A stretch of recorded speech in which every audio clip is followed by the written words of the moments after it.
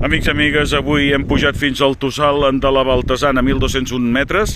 És el cim més alt de les comarques de la Conca de Barberà i del Baix Camp. Aquí davant tenim el municipi de Prades, preciós tot ell, és la part de l'Ebre, i a l'altra banda tenim doncs, la conca del Francolí, amb Vimbodí i Poblet, que, com hem dit, és l'altre vessant d'aquestes muntanyes, que són les muntanyes de Prades. Atenció amb aquests arbres, el roure reboll, l'única colònia que hi ha a Catalunya d'aquest tipus d'arbre. Això és el GR171 que passa per aquí davant.